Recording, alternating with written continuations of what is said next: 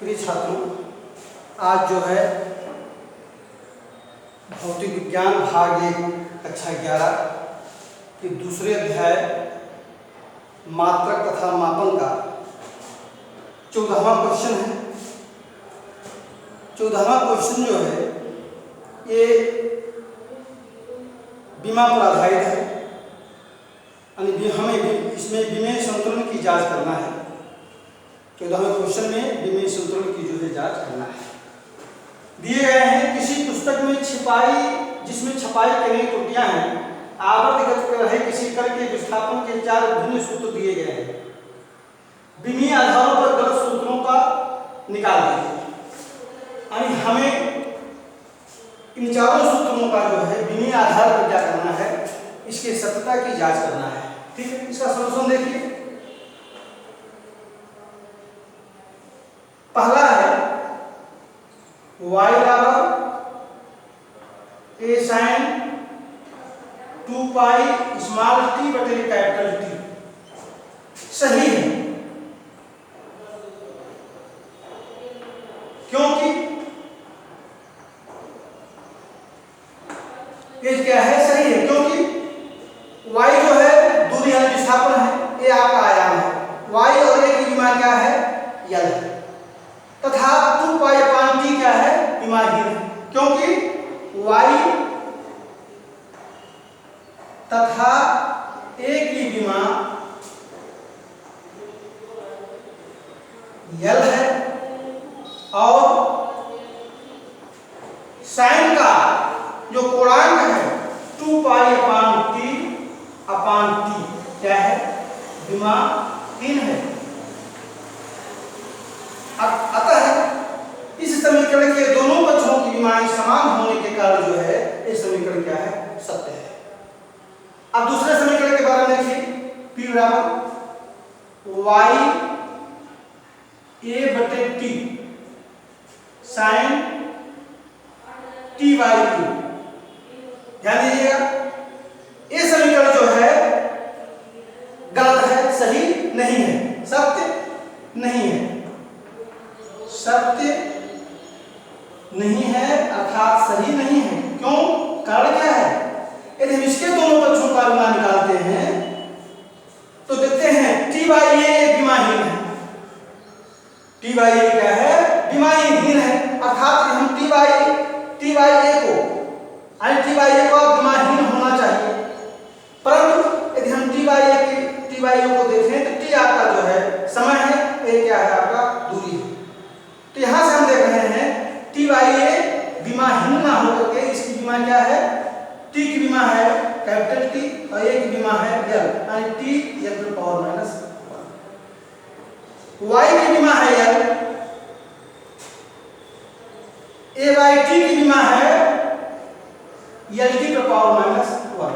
आप देख रहे हैं इस समीकरण के दोनों पक्षों की विमाएं y a बाई t भिन्न है तथा t बाई a आपका विमाहीन नहीं है, जबकि इसे विमाहीन होना चाहिए क्योंकि कोणांक क्या होता है, विमाहीन होता है।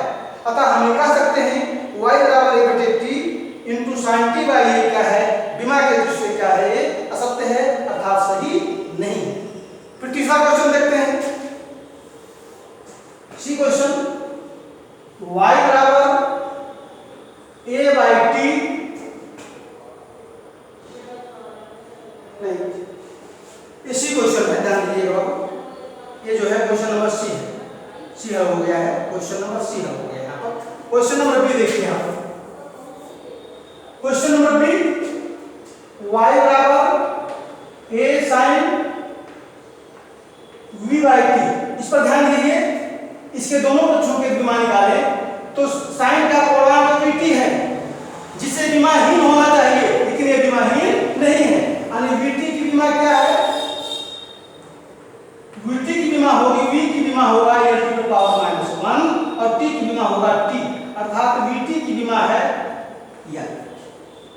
ठीक, और y और a की विमा क्या है, यानी vt को आपको विमाहीन होना चाहिए, लेकिन विमाहीन ना होने को नहीं है, इसकी विमा कितना है, L है। अतः हम ये कह सकते हैं y बराबर साइन vt क्या है, असत्य है। क्या है, असत्य है।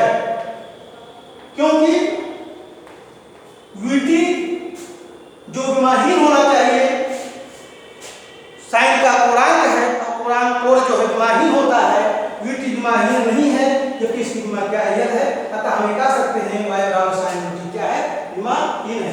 डी देखिए y बराबर a/2 sin 2 पाई t/t प्लस cos 2 पाई t/t, ये सत्य है। क्यों सत्य है, कारण क्या है इसके सत्य होने का, आप देखेंगे 2 पाई t और 2 पाई t ये यहां विमाहीन है। 2 पाई t/t ये क्या है, विमाहीन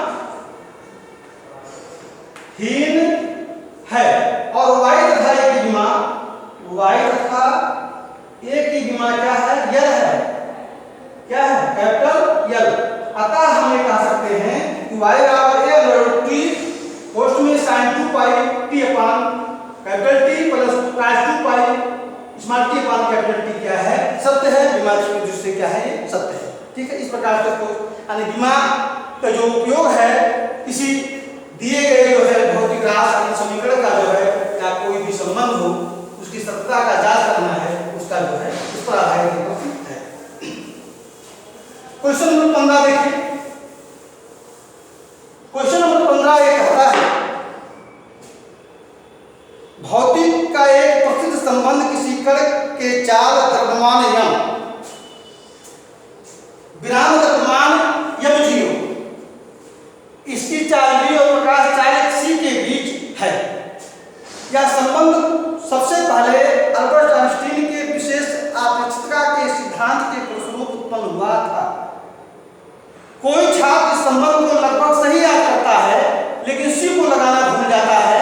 छात्र क्या लगाता है, क्वेश्चन नंबर 15 है, छात्र जो है यह लिखता है, छात्र द्वारा यह लिखा जाता है m बराबर m0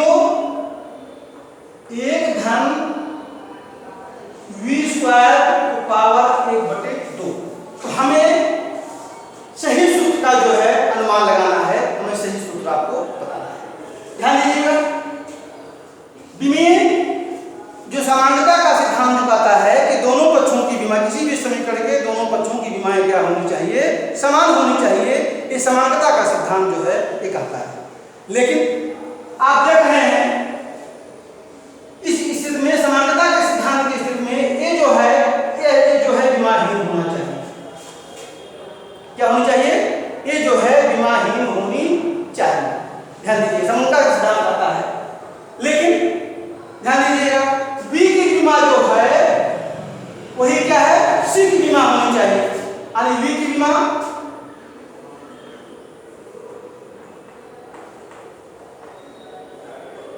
बराबर C की विमा और इसकी विमा क्या है, (10⁻⁻1 है। अतः इसके स्थान पर होना चाहिए (10⁻⁻1).